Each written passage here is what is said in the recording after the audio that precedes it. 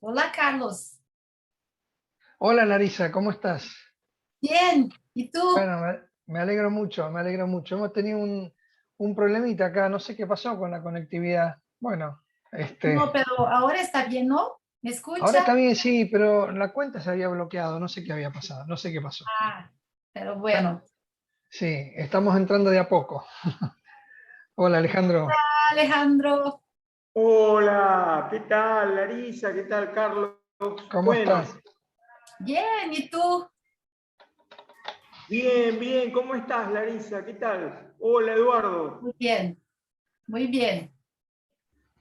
Ahí hubo un problemita, parece que se cayó la cuenta y la están restableciendo y pasándole el link a todos. Así que bueno, les pedimos Hola disculpas. Eduardo, ¿cómo estás? ¿Qué tal, Eduardo? Hola, ¿qué tal? ¿Cómo les Te va? ¿Cómo presento ¿Cómo a están? andan? Larisa Ramina de la Universidad Federal de Paraná, Brasil. Eduardo Aguirre es de aquí de la Universidad Nacional de La Pampa, un gran compañero. Mucho gusto, Eduardo. Mucho gusto, Larisa. Bueno, disculpa, Eduardo, disculpa, Larisa, se cayó la cuenta de Zoom, así que estamos restableciendo y pasando de vuelta el link a todos, así que en 10 minutos, 15, arrancamos. Yo por otra parte les digo que a las 5:20 más o menos me lo traen a Nazareno, así que voy a tener que ir a buscarlo nomás abajo y vuelvo con él. En ese momento voy a tener que bajar, me pierdo una parte. Bueno, hola Gina, hola Emanuel, ¿cómo andan? Nicolás Emanuel Olivares, Gina Paola, bueno, les presento a Larisa Ramina, de la Universidad Federal de Paraná. Entre ustedes se conocen, Eduardo con Nicolás y con Paola se conocen. Claramente. ¿Cómo Ok. están? Hola, Buenas Hola, justo tardes Larisa. para todas, para todos. hola, Gina, Nicolás, Guadalupe y todos.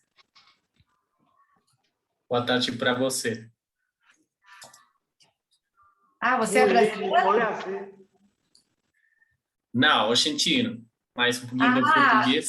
Sim. eu Ah, hablo Nicolás, perfectamente el portugués. Emanuel está recargado.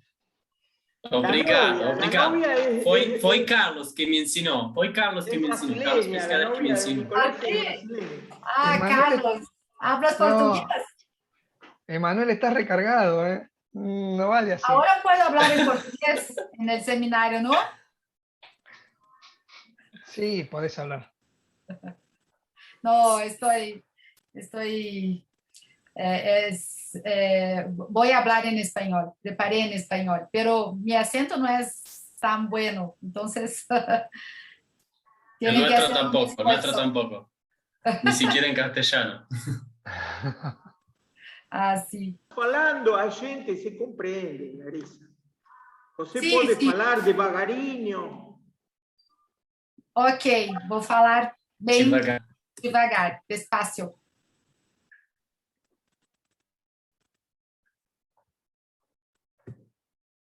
Qué emoción, ¿eh? Qué lujo esto. Yo les agradecemos muchísimo, la verdad, porque es un lujo de panel.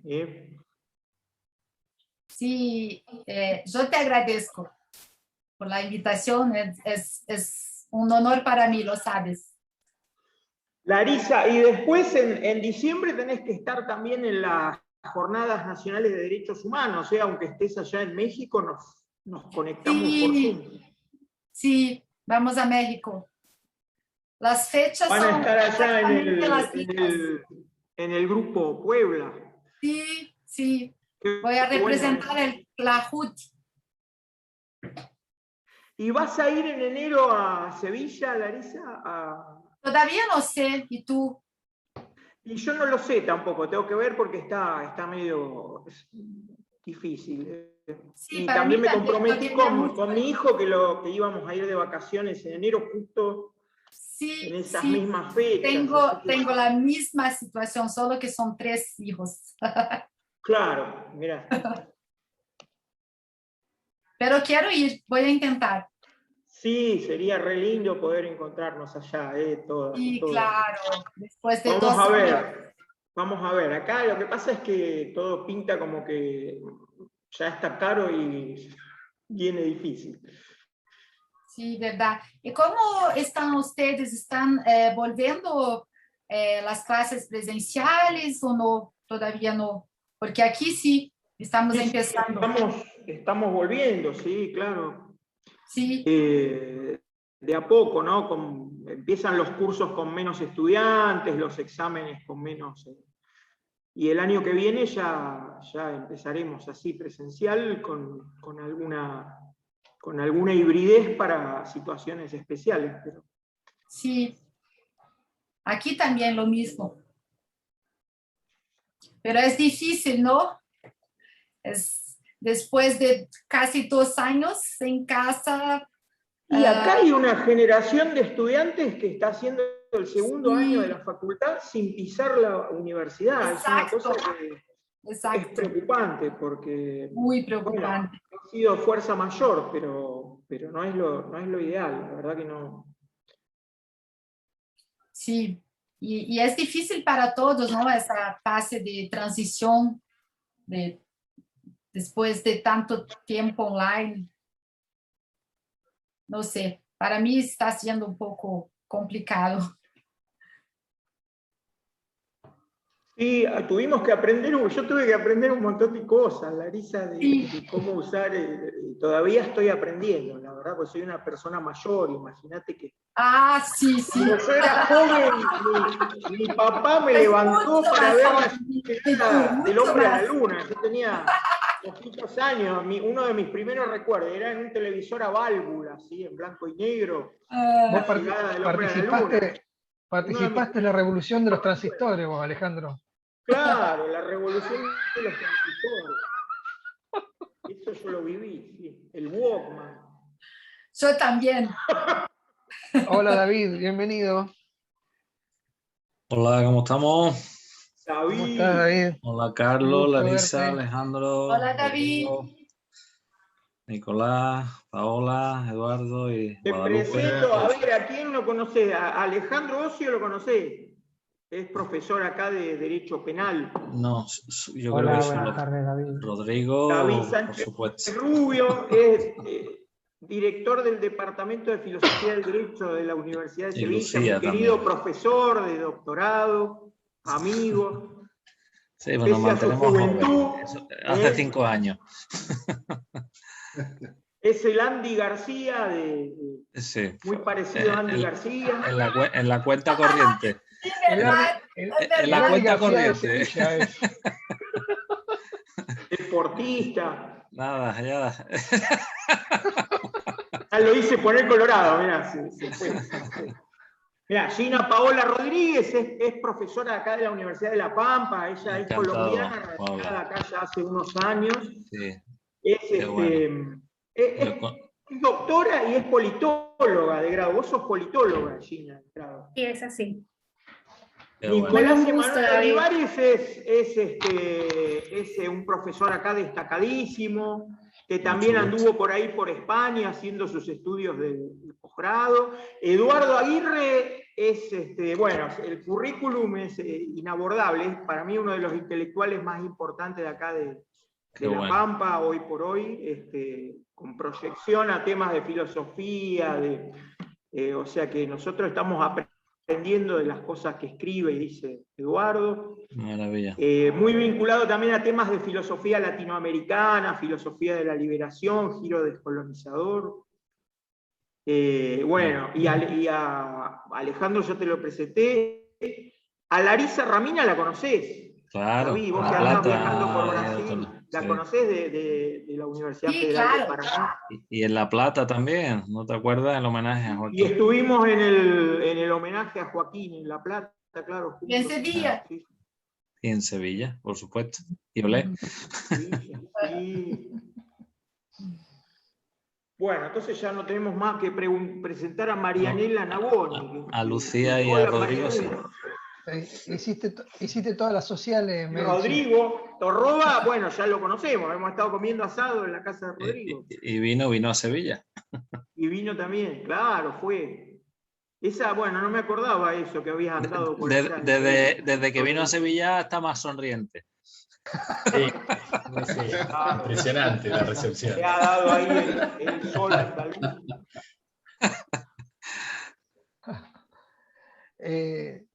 Bueno, no sé, gente, si quieren que empecemos. Arrancá, Carlos. Bueno, somos 25 participantes del panel, así que vamos a dar inicio al segundo panel de estas jornadas internacionales en derechos humanos. El panel se titula Situación de los derechos humanos en América Latina y vamos a compartir exposiciones de una profesora de Brasil, la profesora Juliana, y dos profesores de la Universidad Nacional de La Pampa. Nosotros habíamos pensado en un orden que sería el siguiente: Emanuel Olivares, Gina Paola, Larisa y Eduardo. Así que si no tienen inconvenientes, largaríamos así. Emanuel Olivares es abogado egresado de la Universidad Nacional de Córdoba, doctor en Derecho y Ciencias Sociales por la Universidad Nacional de Córdoba, magíster en Derecho y Argumentación Jurídica por la Universidad también de Córdoba, becario postdoctoral del CONICET, ha realizado estudios de postdoctorado en la Universidad de Girona, España, tiene muchos artículos de publicación, ha realizado pasantías de investigación en universidades de Chile y es docente de grado y de posgrado en la Universidad Nacional de La Pampa. Nos va a hablar sobre transiciones norpatagónicas, una perspectiva republicana de los derechos humanos y de la democracia. Cuando gustes, Emma. Muy bien, bueno, buenas tardes para todas, para todos. Bueno, enormemente feliz y contento de compartir con todas y todos ustedes. Agradezco a Lucía, a Alejandro, a Carlos por la invitación, por el convite, siempre para reflexionar en distintos espacios, sea áulico o extraáulico, sea en un espacio de investigación, en un espacio de docencia de grado o de posgrado. Me parece más que importante. Celebro en primer lugar que existan, ¿no?, estos ámbitos, estos lugares por ahora digitales para conversar, para poner en diálogo estas cuestiones. Y bueno, trataré de ser lo más breve posible. Mi presentación simplemente va de la mano de querer señalar y decir que entiendo que en la Patagonia, que en la Norpatagonia existen procesos más que interesantes, estudio. Perdón, no sé si... A ver, disculpe, por favor. Hay un micrófono abierto. Y mutean los micrófonos, gracias, por favor. Gracias. Perfecto. Alguna locución acerca de la Patagonia debe ser, seguramente, algún enojado o enojada. Bueno, lo cierto es que lo que quería conversar un poco aquí con todas y todos ustedes es parte de la línea de investigación que trabajo con el grupo de investigación de la profesora Marisa Moroni de la Facultad de Económicas y Jurídicas de la Universidad de La Pampa. Tiene que ver con un estudio acerca de las transiciones norpatagónicas, es decir, las transiciones que se producen entre autoritarismo y democracia, entre el año 1979 y 1989. Trataré de especificar algunas cuestiones más bien metodológicas para no aburrirlas o aburrirlos con conceptos, pero un poco la apuesta de trabajo propia para aportar al equipo de la doctora Moroni es generar alguna combinatoria de algunas herramientas analíticas de filosofía política, puede ser, esto me interesa, pero así también tomar nota de los avances en campos disciplinares de historia política que actualmente se conocen como historia política del pasado reciente, historia política subnacional, historia política regional, ¿no? Entiendo que pueden recibir un poco estas categorizaciones que están en construcción, y creo que lo más interesante de estas perspectivas, más allá de lo que puedan decir en contenido cada una y cada uno de sus defensores, de sus proyectores, sería otorgarnos la posibilidad de repensar la idea de temporalidad, ¿sí? Es decir, no pensar que la temporalidad es un dato netamente empírico, sino que está influido en algún sentido por determinados procesos complejos culturales. Entonces ya este mismo recorte de 1979-1989 es como una especie de standing, es como un posicionamiento a la hora de pensar nuestro pasado político reciente. Y el posicionamiento del equipo, y más bien también el mío, viene a decir de que debiéramos de concentrarnos no solamente en los hechos, sino también en los procesos, o fundamentalmente en los procesos.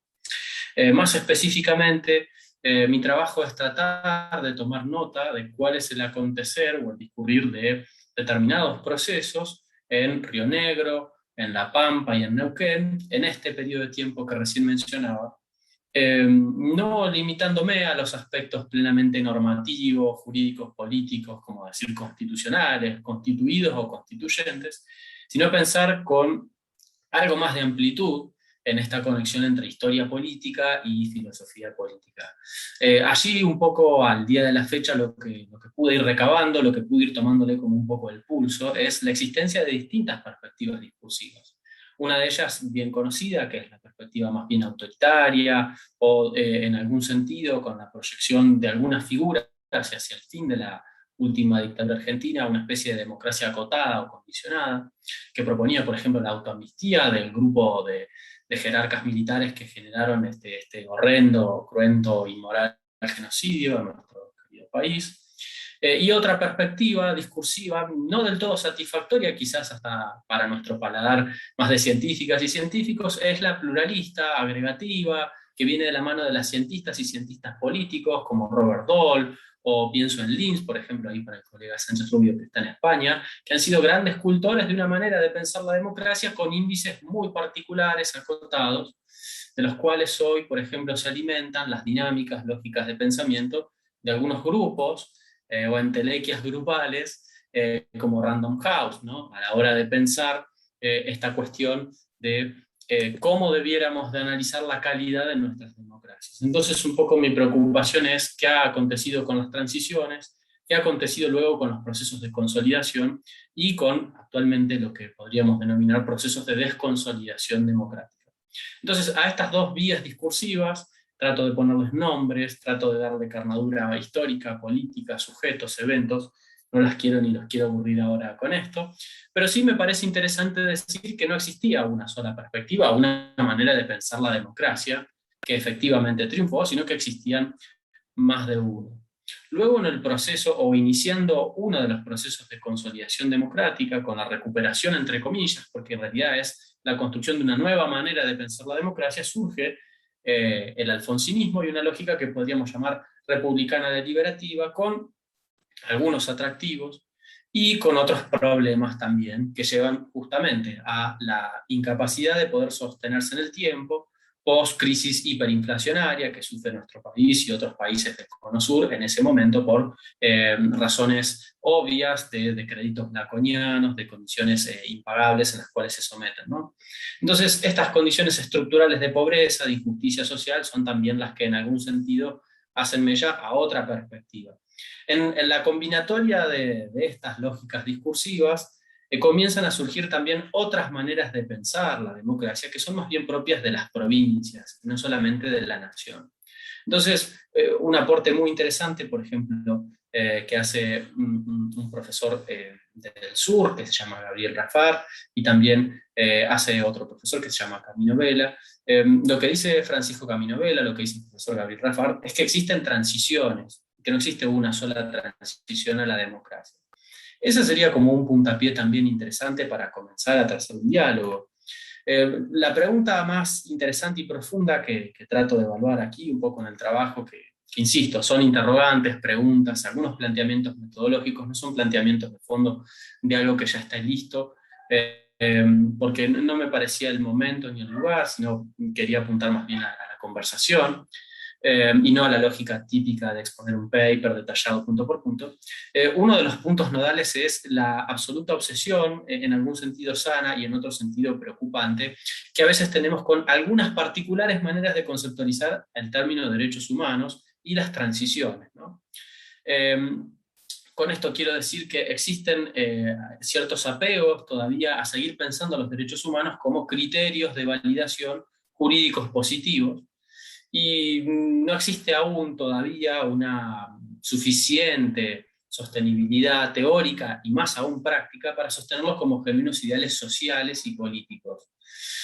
También un poco en estos procesos de transición y consolidación democrática surgen otras perspectivas que no necesariamente son las que se plantearon por escrito en aquel entonces y que hoy vienen a colaborar, a repensar estas lógicas transicionales, no solamente pensar la transición de un sistema autoritario a democrático, sino de un sistema injusto a otro justo, es decir, transiciones en materia de justicia.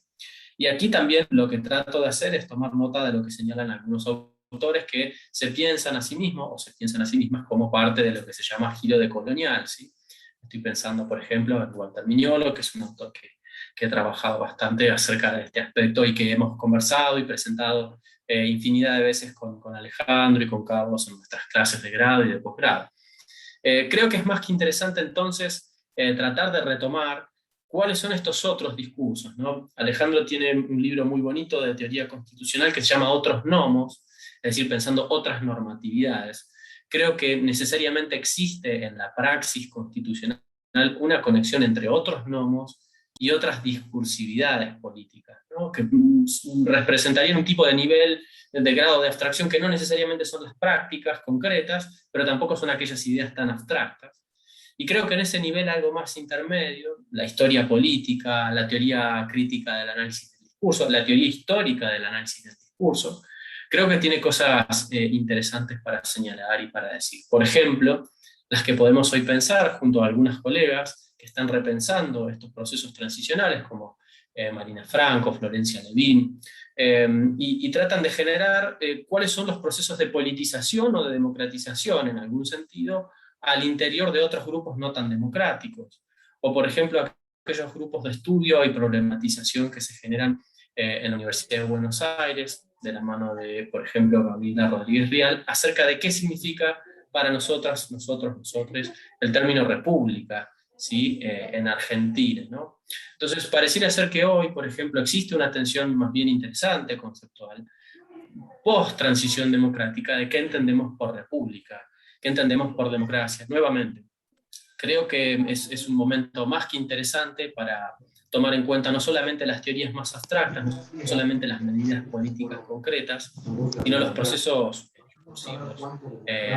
existentes, realmente existentes en nuestra región. Y para finalizar, creo que se escucha ahí un breve murmullo, para finalizar un poco la presentación, creería que es más que interesante tomar nota de nuestros propios procesos, ¿no? Nuestroamericanos o sudamericanos, acerca de, por ejemplo, cómo tomamos un término tan complejo, tan ambiguo, tan cargado de sentido como es populismo, ¿no? Que creo que algo lo conversamos en otra presentación.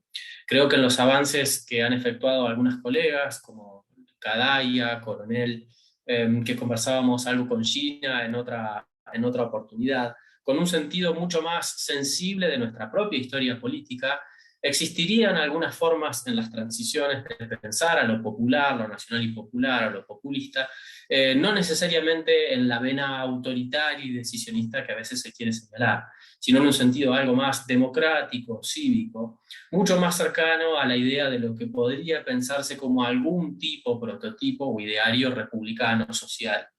Creo que esto se comienza a ver en mis estudios, en mis análisis de archivo, en la prensa de la época, de los 80, de fines de los 70, de 80. Creo que es algo bien interesante. Y bueno, simplemente quería compartir un poco estas intuiciones, estas preguntas, este marco metodológico y alentarlos a seguir compartiendo estos espacios. Y bueno, nuevamente las gracias.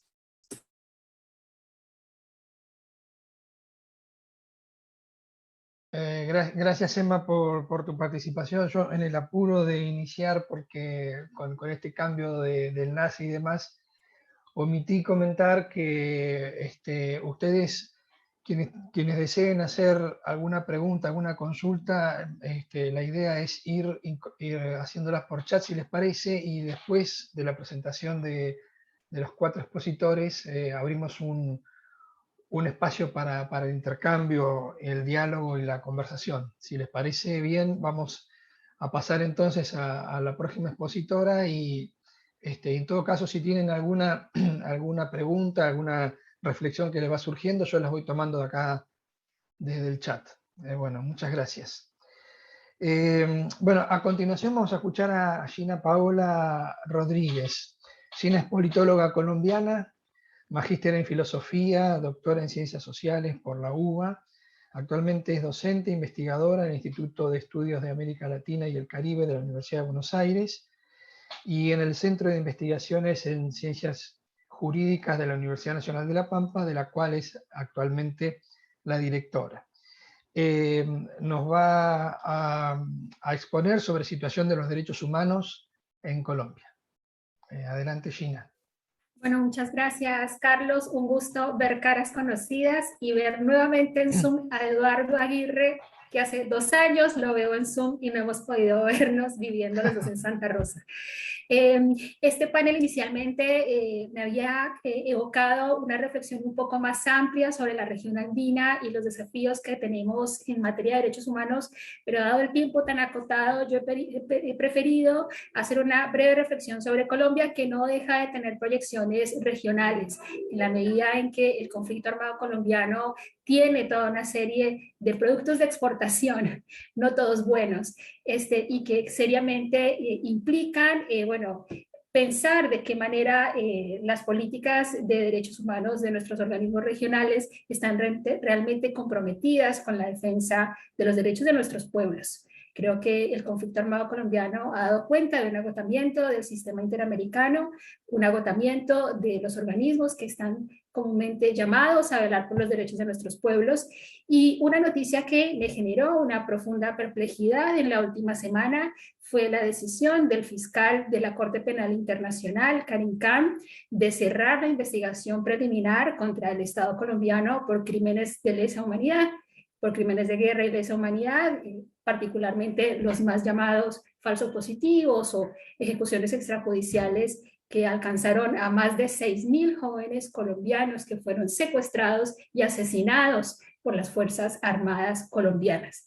Me genera perplejidad que en el mismo momento en que se hace este comunicado de que estas investigaciones preliminares que se habían iniciado en el año 2004, frente a la renuencia del Estado colombiano de comprometerse justamente con la investigación de estos hechos, se anuncia sí la apertura de una investigación ya no preliminar, sino formal contra el gobierno de Nicolás Maduro, por crímenes de lesa humanidad cometidos presuntamente en el año 2017 por fuerzas de seguridad venezolanas. ¿Y por qué quería empezar con esta noticia de la última semana? Bueno, porque claramente Colombia se ha convertido en un laboratorio, no únicamente de lo que ha sido la política exterior norteamericana para la región andina, sino fundamentalmente de cuáles son los desafíos de cualquier esquema de justicia transicional hoy.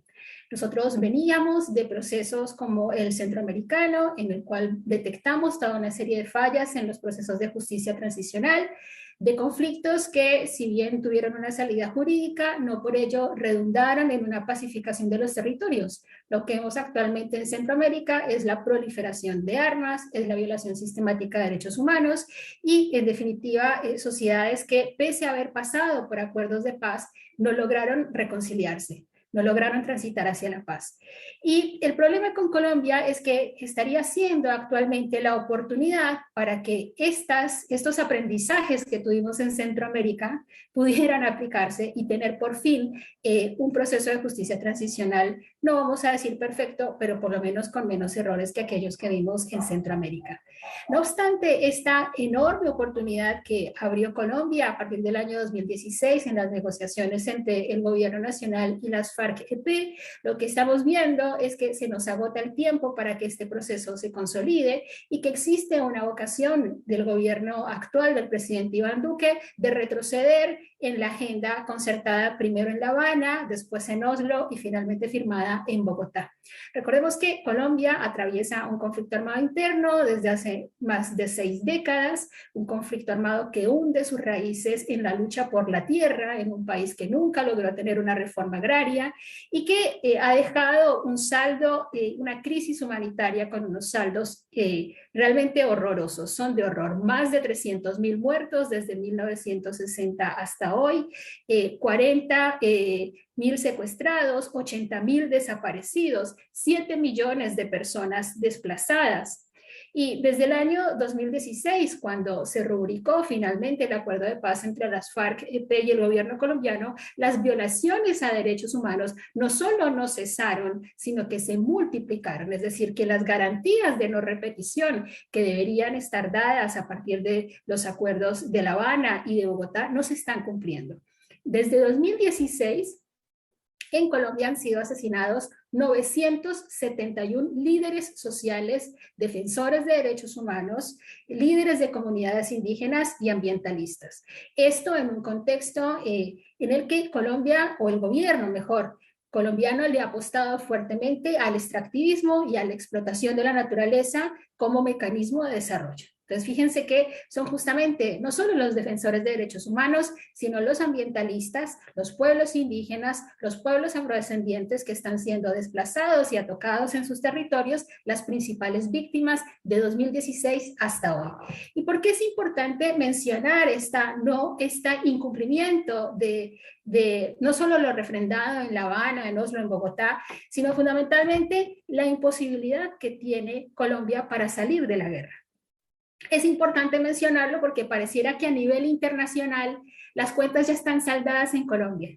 Cuando uno habla incluso con colegas que no tienen por qué ser latinoamericanistas, te dicen, pero ya se resolvió todo en Colombia, ¿no? A partir de la paz con las FARC ya está todo superado. Y lo cierto es que esto no es así. Este año seguramente muchos de ustedes pudieron ver en redes sociales, en prensa, etcétera, que ha habido nuevamente un estallido social en Colombia, como ha habido en tantos otros países a propósito de la pandemia, como ha habido en Chile desde 2018, en Paraguay en marzo de 2021, en Ecuador actualmente están en una crisis política y económica muy seria. Pero en el caso colombiano, claramente esto tiene un asidero en el incumplimiento de los acuerdos de paz de 2016. Estos acuerdos, que versaban sobre 5 puntos fundamentales, de algún modo eran la oportunidad que tenía Colombia de hacer o asistir a un nuevo pacto social, a un contrato social que venía desgastado, incumplido, ilegitimado, y que versaba sobre los 5 puntos más importantes, por lo menos de la historia contemporánea de mi país. En primer lugar, una política de desarrollo agrario integral en un país donde, como les digo, predomina el latifundio, no ha existido nunca una reforma agraria y donde el conflicto armado se ha tomado fundamentalmente las zonas rurales. El segundo punto es la participación política. En un país que hasta hace no más de 20 años era fundamentalmente bipartidista. Solo 2 partidos desde el siglo XIX se disputaban la política y el Estado en Colombia, y esta apertura que ha habido a partir de 1991 es una falsa apertura en tanto y en cuanto las fuerzas progresistas y las fuerzas de izquierda decidieron desde la década del 60, más que decidieron, se vieron abocadas a tomar las armas, ¿no? Con todo lo que implica para una política democrática que la izquierda sea armada, ¿no? Y no libre su lucha en las urnas. El tercer punto era el fin del conflicto. Y aquí yo creo que está la oportunidad enorme de que Colombia se convierta en un ejemplo o en un contraejemplo de lo que podría ser un proceso de justicia transicional. El fin del conflicto implicó el diseño de un sistema integral de verdad, justicia, reparación y no repetición, que en el caso colombiano se articula en torno a 3 instituciones. La Comisión de Esclarecimiento de la Verdad es una comisión de la verdad como la que existía en Salvador, en Perú, ¿no? La Jurisdicción Especial para la Paz, que supone justamente una manera distinta de juzgar los crímenes de guerra, con la garantía de que justamente las personas que han cometido violaciones a los derechos humanos por su pertenencia a los distintos grupos armados, sean estatales, paraestatales o las propias insurgencias, ofrezcan la verdad a las víctimas acerca de lo ocurrido y tengan, digamos, algunas garantías respecto a su proceso de juzgamiento por una justicia que no sería la ordinaria. Y finalmente, la unidad de búsqueda de personas desaparecidas. Algo que ha sido fundamental en la tragedia colombiana es precisamente que tenemos 80.000 desaparecidos y necesitamos la verdad de lo ocurrido y los lugares donde se encuentran o podrían encontrarse estas personas para poder avanzar. No diría hacia la reconciliación, pero por lo menos a conocer la verdad de lo ocurrido.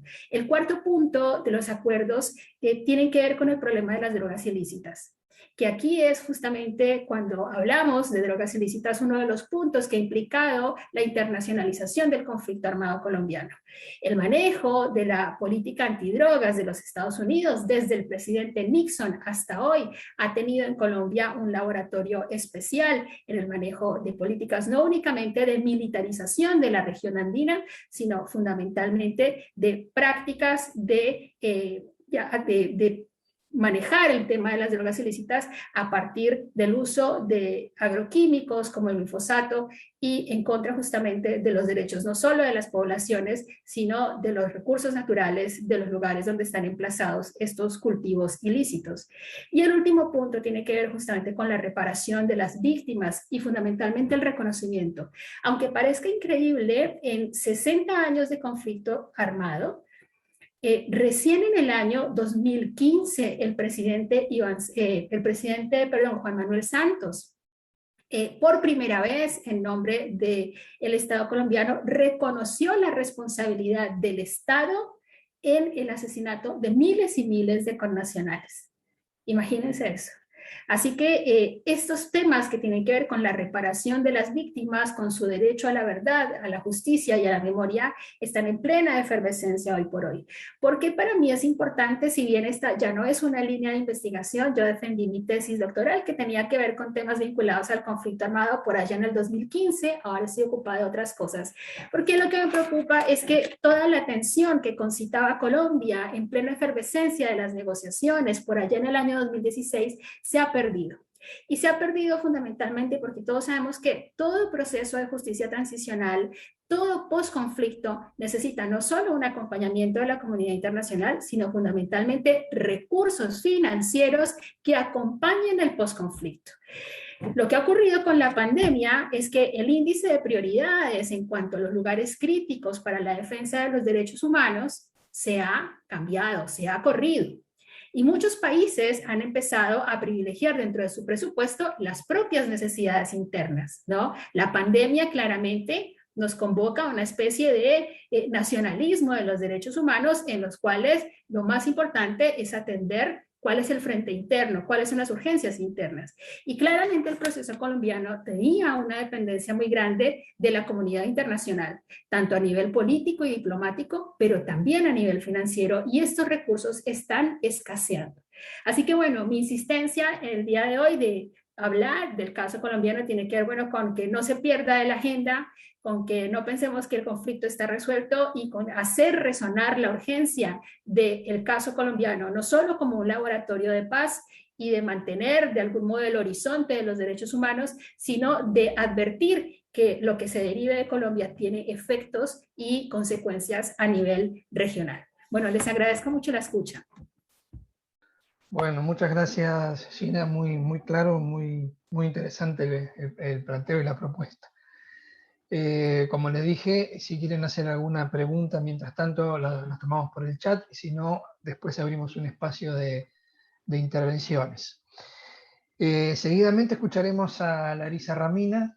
Larisa es profesora de Derecho Internacional en la Universidad Federal do Paraná, en los niveles de maestría y doctorado.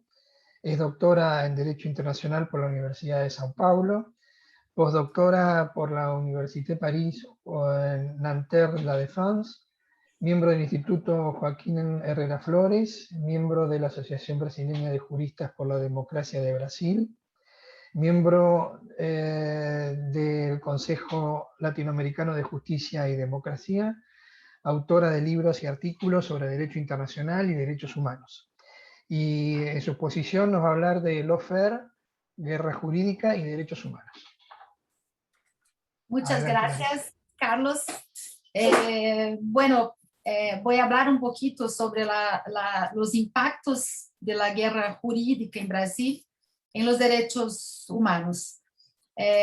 Bueno, en la actualidad, la estrategia de guerra militar, como se sabe, fue sustituida por la llamada guerra no convencional, o sea, un tipo de guerra que no utiliza equipos militares. Trata-se de la guerra jurídica o de la llamado lawfare, como se dice en inglés, que es visto como una nueva forma de guerra que Estados Unidos utiliza para defender sus intereses nacionales y supuestamente lograr objetivos de manera menos costosa, menos violenta y a menudo más eficiente, porque en tese produce menos daños colaterales.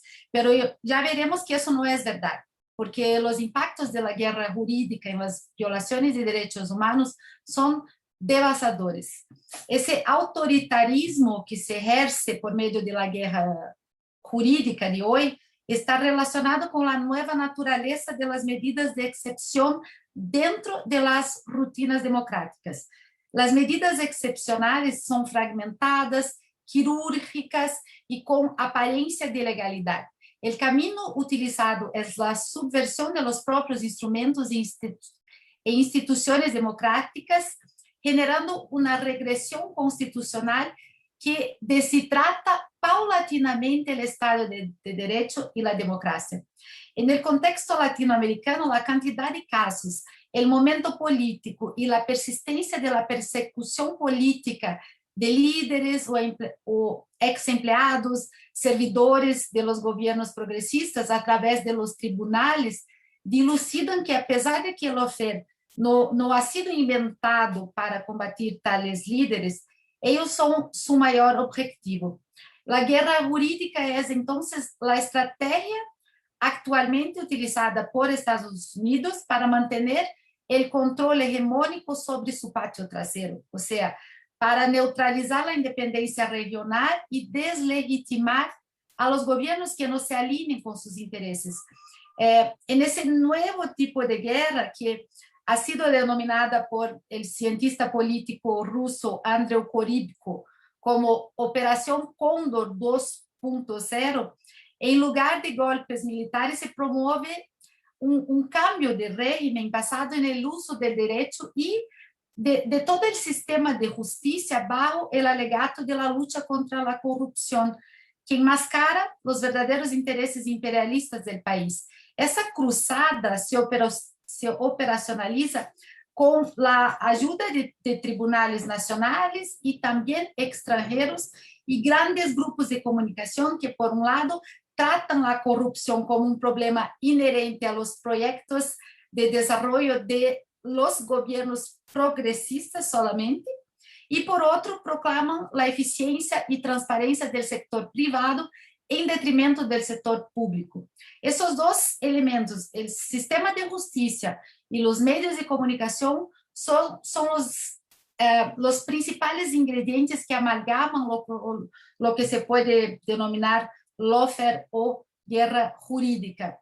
Se trata, por tanto, de una guerra jurídico-mediática articulada por diferentes actores para lograr objetivos económicos y políticos que son ocultos a la opinión pública.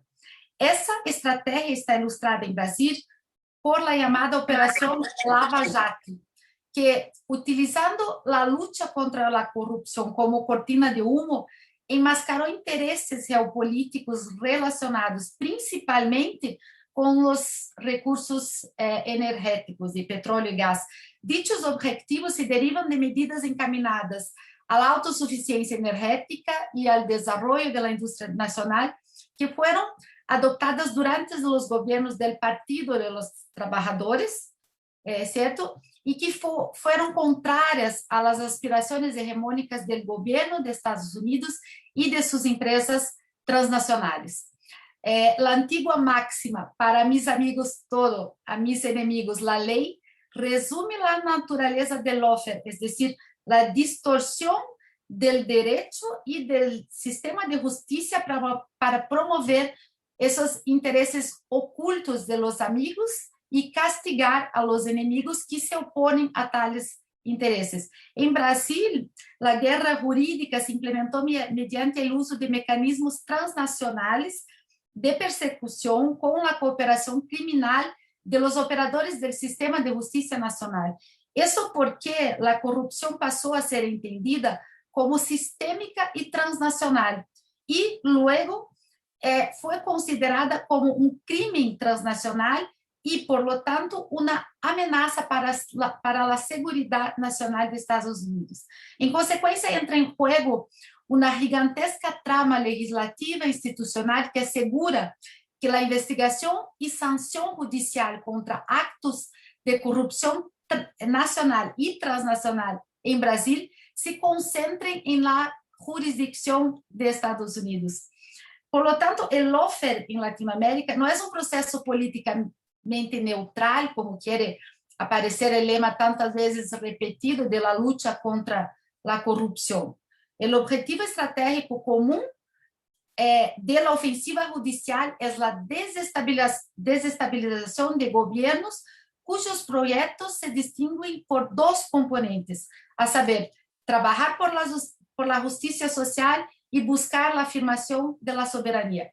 El objetivo final que se ha dado en el caso de Brasil y en otros países también es mantener la región como espacio territorial bajo el control del poder hegemónico del continente, pero de modo más aceptable que los utilizados en el pasado. Brasil se ha convertido en objetivo de la guerra jurídica desde la primera elección de Lula en 2002, pero certamente el descubrimiento del yacimiento de petróleo en área de Presal en 2008 hizo que el proyecto fuera más urgente, lo que provocó la organización de programas de cooptación y capacitación para operadores jurídicos brasileños.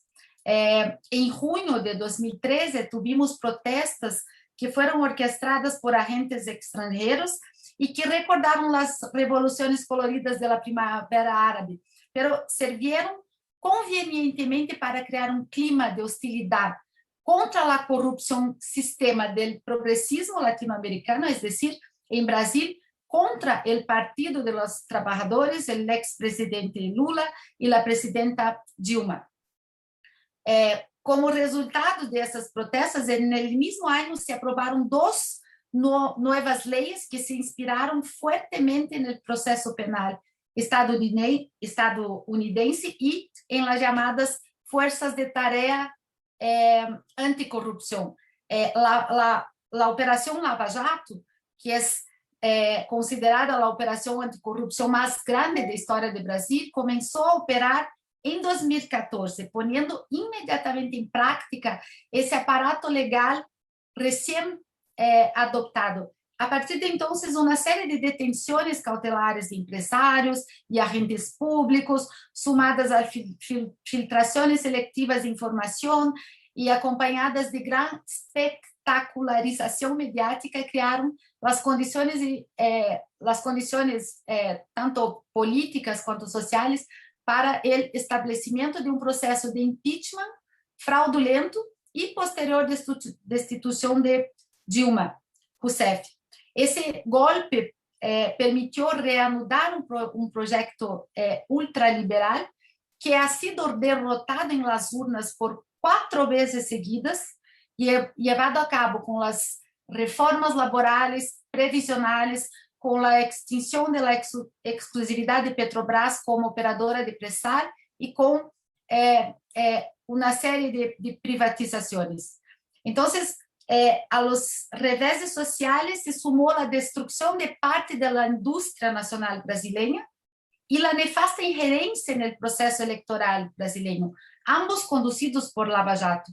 A nivel económico, la cooperación criminal de los agentes de esa operación, incluida la violación del Tratado Bilateral de Asistencia Legal en materia penal, permitió la aplicación extraterritorial de la legislación de anticorrupción estadounidense, la famosa FCPA, y corroboró ilegalmente intereses extranjeros actuando como sucursal de agencias estadounidenses, entre las que se destacan el Departamento de Justicia, el DOJ y el FBI. Essa acção seletiva dirigida a empresas consideradas como uma ameaça para os interesses econômicos dos Estados Unidos, Petrobras e Odebrecht, terminou obstruyendo sua capacidade competitiva, provocando a destruição de toda a cadeia produtiva da indústria de la construção civil e a indústria energética de exploração de petróleo e gás, impactando mortalmente o PIB brasileiro. A nível político, a aplicação da legislação estadunidense allanou o caminho para juízos políticos anclados em discursos anticorrupção, como ele que condenou ao ex-presidente Lula sem provas sólidas e possibilitou a eleição da extrema-direita em Brasil.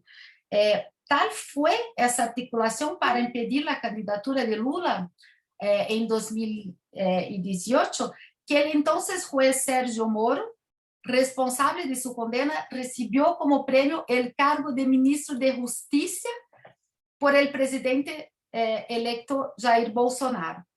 Então, o que sucedeu aqui para facilitar a jurisdicção estadunidense sobre empresas e cidadãos brasileiros foi a cooperação de agentes de justiça, ou seja, membros do Ministério Público ou Fiscalia e do Poder Judicial que se corroboraram ilegalmente os interesses de outro país.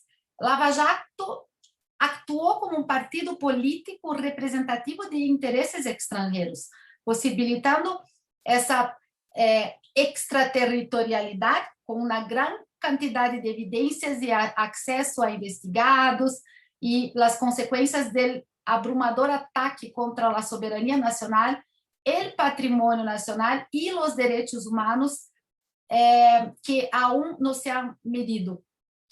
Então, toda essa situação revela uma subordinação por parte do Brasil que avergüenza incluso a los menos nacionalistas e vuelve a modelar o debate sobre o papel imperialista de Estados Unidos, ¿no? em América Latina. É impossível calcular o dano exato causado por o chamado lavajatismo, como chamamos em Brasil, que é uma expressão que se ha convertido em sinônimo de violação de direitos e garantias constitucionais. Isso parece uma tarefa impossível sem antes identificar todos os componentes do patrimônio nacional que se han deteriorado, não?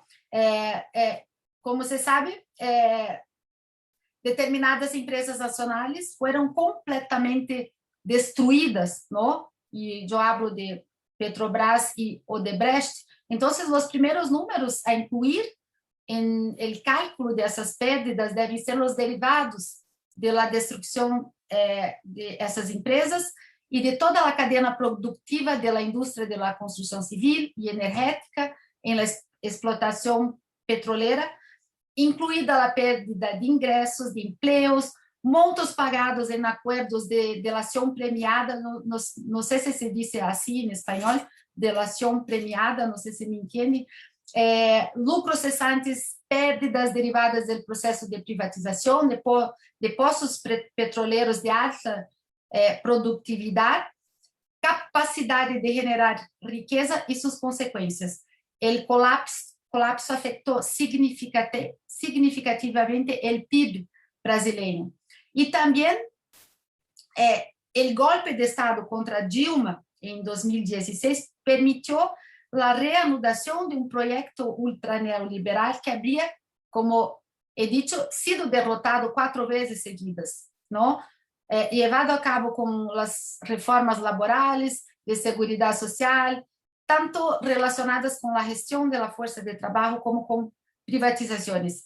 Em 2018 hizo possível a eleição da extrema direita e é por lo que se diz acá em Brasil que o bolsonarismo é hijo legítimo del lavajatismo. ¿Por quê? Porque Bolsonaro solo foi elegido por el daño a la democracia que provocó Lava Jato. Y el bolsonarismo es el responsable por las violaciones de derechos humanos que ocurren en ese momento en Brasil, donde el hambre que no existía más volvió con fuerza después de la implantación de las medidas neoliberales del gobierno de extrema derecha. Jair Bolsonaro es calificado de genocida por grandes líderes políticos de todo el mundo, que promueve abiertamente la destrucción ambiental, permitiendo la deforestación de la Amazonia, la destrucción de Pantanal, alejándose de los tratados internacionales en la materia, permitiendo el genocidio de los indígenas y también el exterminio de la población negra, la persecución de la población LGBTI y la misoginia que resulta en altísimos índices de feminicidio. Y para terminar, hay enormes pérdidas en el área de educación, con el ataque a las universidades públicas, en el área de la salud, con el debilitamiento del SUS, que es el Sistema Único de Salud, y la expulsión de los médicos cubanos, en la cultura, con el regreso de la censura al arte y la escasez de fondos públicos, en el área de preservación de la vida, con los números exorbitantes de muertos por COVID, que podrían ser mucho más bajos si la gestión de la crisis fuera mínimamente eficiente. Hoy en Brasil tenemos el número de más de 600,000 muertes por COVID. Entonces, eso es el resultado de un gobierno que ha sido elegido como consecuencia de la práctica de lawfare en Brasil, un gobierno que desdeñó la coalición mundial por las vacunas, por ejemplo, y que también, desde un punto de vista retórico, habló todo el tiempo como un gobierno negacionista, o sea, hizo un gobierno que hizo prosperar la narrativa anticientífica de la posverdad, llevando a la exposición de la población al virus, contaminación y muertes evitables en esa cruzada ideológica, racista, clasista y sexista. Entonces, todo eso resultó en una confusión en la opinión pública, afectando el comportamiento colectivo y promoviendo un efecto genocida encarnado en la pérdida de vidas por incompetencia, negligencia, omisión, decisiones sin fundamento científico y desprecio por la crisis de la salud. Entonces, todo ese panorama deja abierto algo mucho más grave, ¿no? Que es que estamos en Brasil ante una necropolítica deliberada y criminal de violaciones de derechos humanos. Y sabemos que cuando se desprecia la vida entramos en una era de barbarie que trasciende los límites de la civilización. Entonces, esa es la situación actual de Brasil, ¿no? Cuyo líder es un genocida, ¿no? Que es responsable por ese número de más de 600 muertes por COVID, por la devastación ambiental, y etcétera, y etcétera. Muchas gracias. Muchas gracias a vos, Larissa, por la exposición, muy profunda, muy sentida también. Muchas gracias. Muy triste. Muy triste, sí. Bueno, vamos a dar entonces paso al último expositor del panel, Eduardo Aguirre. Eduardo es doctor cum laude en Derecho Penal por la Universidad de Sevilla, doctor de Ciencias Jurídicas y Sociales por la Universidad Nacional del Litoral de la Argentina, máster en Ciencias Penales, especialista en Derecho Penal Internacional, especialista en Relaciones Internacionales y Derecho Diplomático. Ha hecho 2 diplomaturas en Filosofía de la Liberación, impulsor, director, docente y director honorario ahora de la Maestría en Ciencias Penales, que está acreditada por la CONEAU. Ha impartido por lo menos 8 materias distintas de grado en la Universidad Nacional de La Pampa. Fue el primer docente que promovió e impartió la materia de Derecho Indígena en el grado de la Escuela de Derecho Argentina. Es docente de posgrado de la Facultad de Humanas de la Universidad Nacional de La Pampa, donde imparte por 4ª edición el Seminario de Derechos Humanos, Sujeto y Emancipación, y también es docente de posgrado en la Universidad Torcuato Di Tella. Ha escrito una 20ena de libros y centenares de artículos, ganador de la edición 2021 del primer premio en el 15º Congreso Internacional de Trabajo Monográfico otorgado por la Comisión Iberoamericana de Ética Judicial de la Cumbre Judicial Iberoamericana. Ganó también en 2006 la edición de la beca Masashi Shiba, que otorga anualmente a nivel internacional el Instituto de Sociología Jurídica de Oñati. Es reconocido por el Instituto de Estudios Europeos de Belgrado por su trayectoria académica. Además es poeta, es escritor y responsable del sitio derechoareplica.org. Bueno, Eduardo nos va a hablar de Qumran a Valladolid y de allí al fundamentalismo institucionalista, historicidades y nematologías alternativas en torno a los derechos humanos. Adelante, Eduardo. Bueno, muchísimas gracias, Carlos, Alejandro, a las autoridades de la facultad por haberme permitido compartir este panel y estas exposiciones que seguí con muchísimo interés y mucha atención, y que han demostrado una suerte de encarnadura común respecto del posicionamiento que las universidades latinoamericanas están comenzando a visualizar respecto de lo que en su momento denominamos con algún nivel de convicción y legitimidad el sistema internacional de los derechos humanos.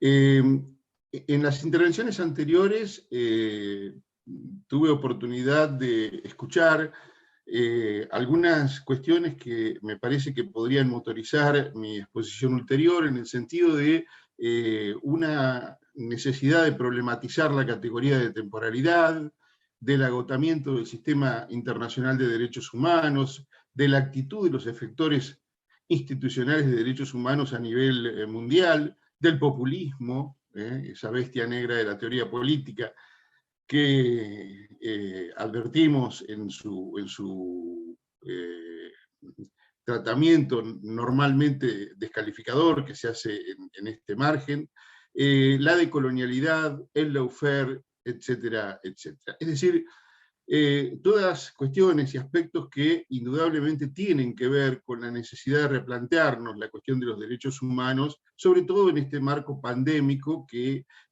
nos habilita a pensar que es la única de las 5 grandes pandemias que sufrió la humanidad que no tiene todavía un día después.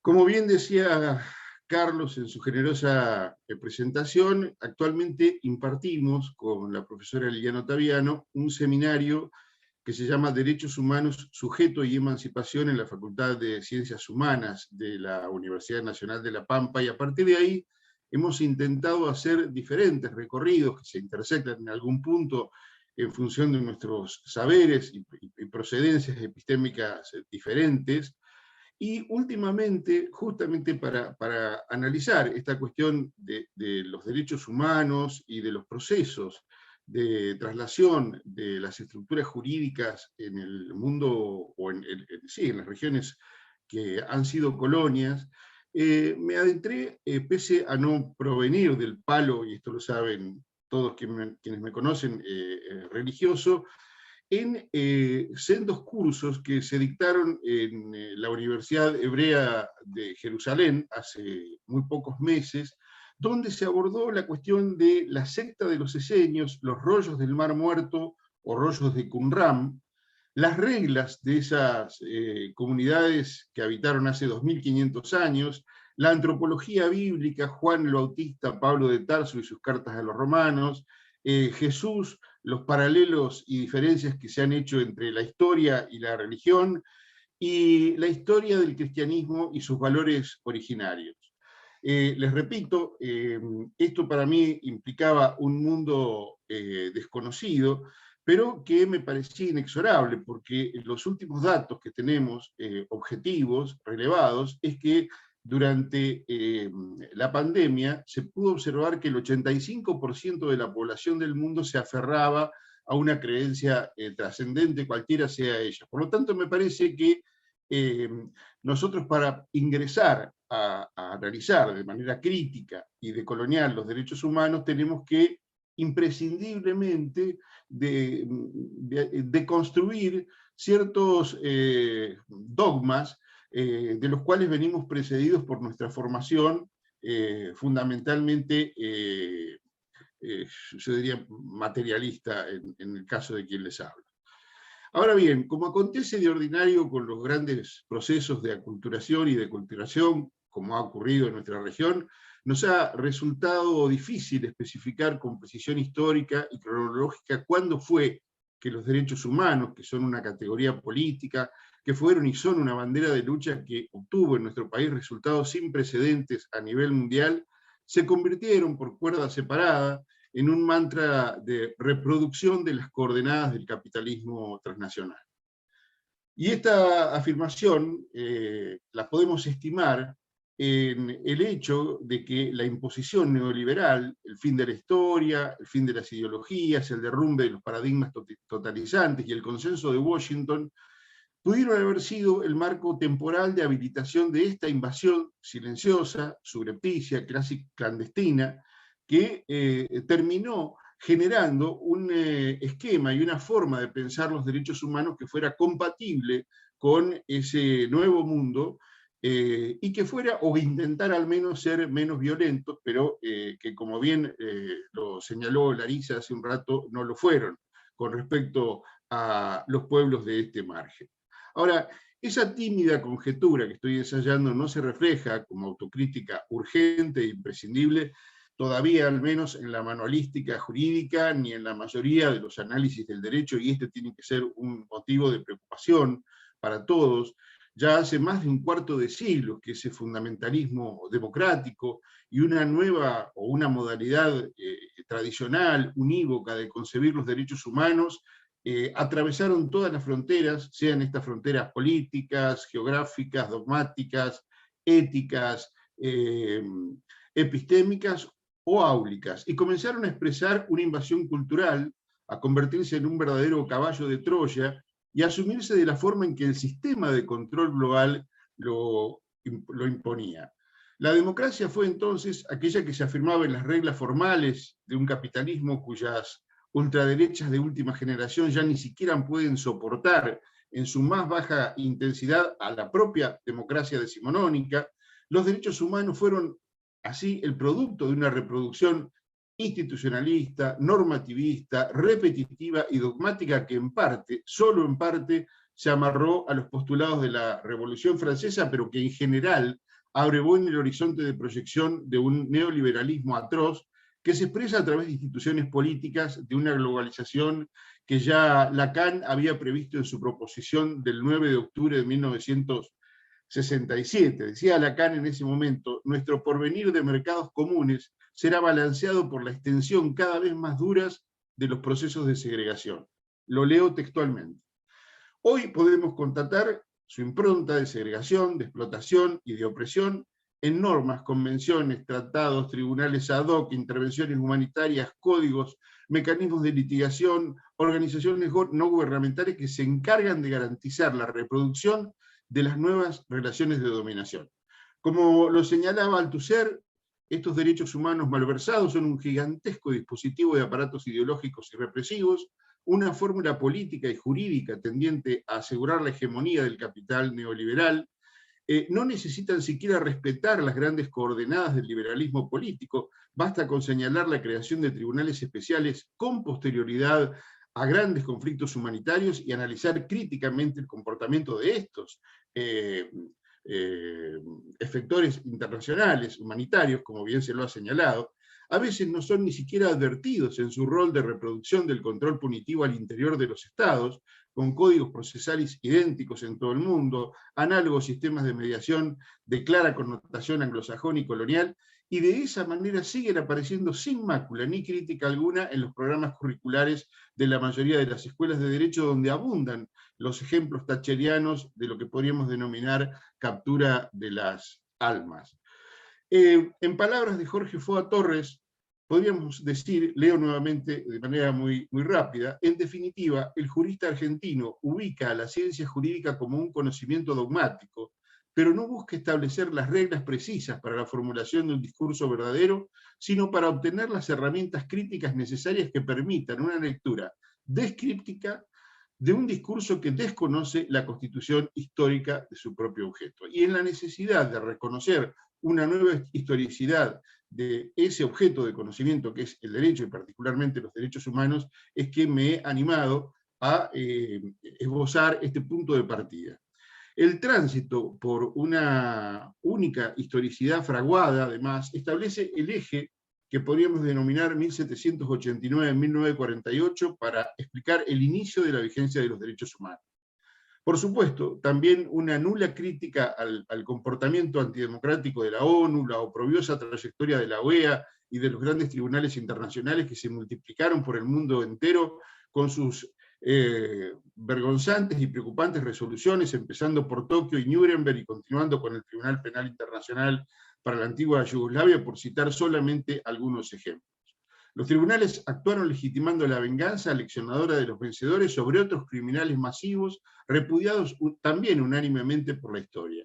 Pero las potencias ganadoras de las guerras no fueron enjuiciadas o a lo sumo recibieron condenas módicas en algunos casos aislados. La pregunta entonces es, ¿por qué coincidimos acrítica y sumisamente con esta temporalidad convencional y este contenido que respecto de los derechos humanos ha impuesto el fundamentalismo sustancialista del neoliberalismo? ¿Qué prejuicio nos lleva a pensar que no existían antes derechos humanos incluso en civilizaciones pretéritas? ¿O es que no había derechos humanos entre los esenios, en épocas en que las cuevas de Qumran albergaban los documentos y las reglas de una comunidad que preanunciaba hace 25 siglos el advenimiento del cristianismo? Claro que esos rollos y esas reglas comunes, las reglas de la comunidad justamente, no respondían a un significante de la modernidad, pero en sustancia graficaban derechos fundamentales. Seguramente no eran los derechos humanos individualistas, cuyos sujetos políticos eran el ciudadano y los estados, pero como contrapartida incorporaban a las comunidades, a los pueblos, a los réprobos, a los marginados, y estaban pensados respecto de esos sujetos carnales en los que no se dividía el cuerpo del alma, lo material y lo inmaterial, el pensar y el sentir. Y eran derechos que reconocían una escala de valores que incluía la otredad, la fraternidad, la austeridad, la pobreza material, el ascetismo, mientras rechazaban la ostentación, el lujo y hasta a la propia oligarquía de Jerusalén. Entonces, allí, a orillas del Mar Muerto, se conjugaba una filosofía, un derecho y una religión en la que se inscribían múltiples derechos y deberes considerados superiores. Para entender la evolución del derecho y de la política en el mundo, es necesario empezar al revés que Hegel, como bien lo dice Enrique Dussel. Y en la cultura semítica tenemos raíces importantísimas para poder develar esto que todavía aparece como un misterio político. También se implicaban, y de qué manera, derechos humanos en las cartas paulinas, sobre todo en la carta a los romanos, donde Pablo de Tarso discurría densamente y distinguía partisanamente, por así decirlo, entre el derecho y la justicia, cuestionando incluso lo justo de cierto derecho que era el derecho de los romanos. Es imposible comprender esta historicidad alternativa sin abrevar en la historia de la religión y la antropología bíblica. Por eso es que me he animado a hacerlo, porque entre otras cosas la religión se ha vuelto un tercero garante extraño al individuo, a los estados y el sistema internacional de los derechos humanos, que posibilitan leer a estos últimos en clave emancipatoria. Justamente una de las debilidades de los derechos humanos concebidos en forma tradicional es que se ocupan en general de los individuos y los estados y del sistema internacional. Bueno, esta forma, esta modalidad que comienzo a abordar, crea ciertos intersticios que nos permiten analizar desde un prisma diferente esta situación no eurocéntrica y no norteamericano-céntrica de los derechos humanos. Lo propio acontecía al interior de la extraordinaria civilización bantú. Nuevas y evolucionadas formas de preservación de derechos fundamentales y normas no escritas de resolución de conflictos atravesaban comunidades en las que cada sujeto tenía una canción que creaban las mujeres de las comunidades antes del nacimiento del sujeto, que le cantaban cuando se producía el alumbramiento, cuando era un niño, cuando se casaba y cuando moría, pero también cuando el sujeto cometía una infracción. La canción le recordaba de dónde venía y a qué comunidad se debía. También lo arropaba, lo celebraba y lo despedía. Nunca la abstracción de los derechos humanos occidentales hizo que estos se preocuparan ni concibieran discursos de dignidad humana alternativos semejantes. No hubo simulacro de litigación tampoco en Valladolid. En la iglesia de San Gregorio de la antigua capital de España unificada transcurrió entre 1550 y 1551, casi 400 años antes de la Declaración Universal de 1948, el primer y más rico debate que se recuerde sobre los derechos humanos, en particular sobre la condición humana y los derechos de los pueblos originarios de nuestra América. Bartolomé de las Casas por un lado, Juan Ginés de Sepúlveda por el otro, y los más reputados pensadores de la época discutieron durante largos días, arrimando argumentaciones jurídicas extraordinarias para determinar la legitimidad de la conquista, los derechos de los nativos, su condición humana y sus derechos fundamentales. A raíz de este acontecimiento excepcional, porque era la primera vez y quizás la última, en que un imperio organizó oficialmente una encuesta sobre la justicia de la metodología empleada para extender su dominio, incurriendo en algo mucho más grave que los errores, equivocaciones y aspectos lamentables que admiten los cultores de la denominada leyenda negra. La reina Isabel la Católica, a raíz de esta enorme discusión, firmó en 1503 una real provisión para otorgar protección explícita a los pueblos indígenas, en la que además los definía como personas libres como lo son y no siervos.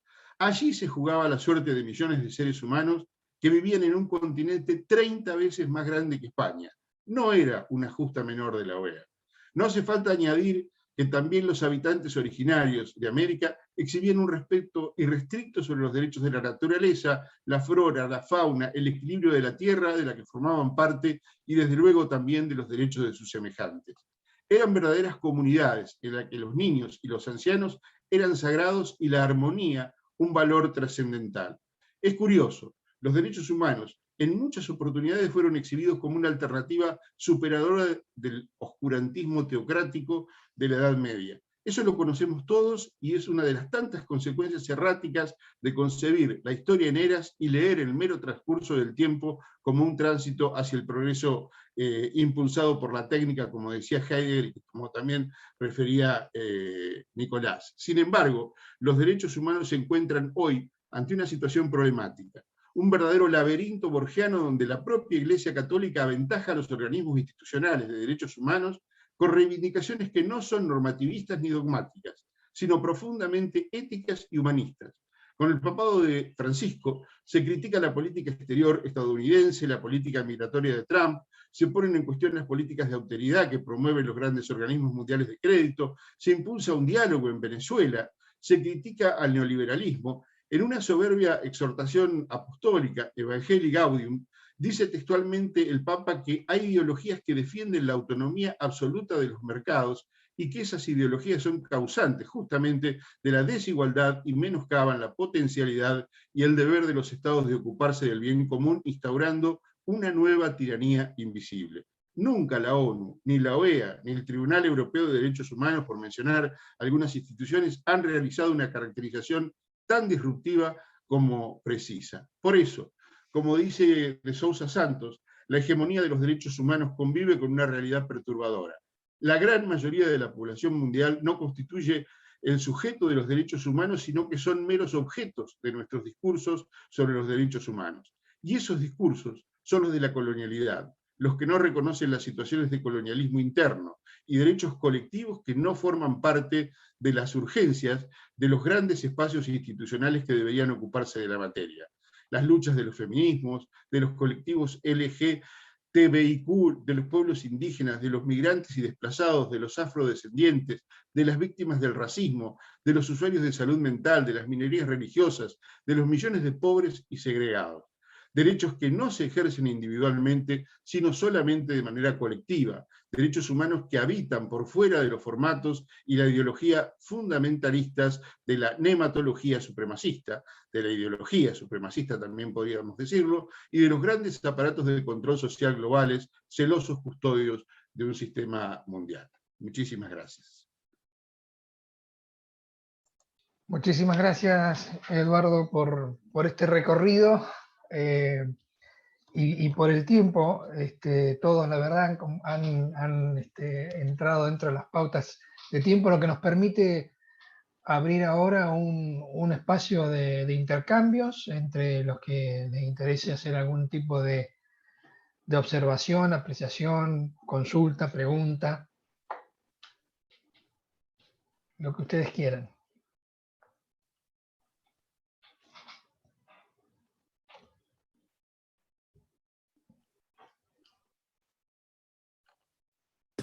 No todos a la vez. Por favor. No, de a uno. Bueno, yo para romper el cubito, la verdad que agradecer porque han sido 4 exposiciones excelentes, es un placer. Yo le dejo una inquietud a cada uno y cada una, para empezar a dialogar así. Y vos, Carlos, me corregís que cualquier cosa así. Hay otras cosas más importantes del chat y eso me dale.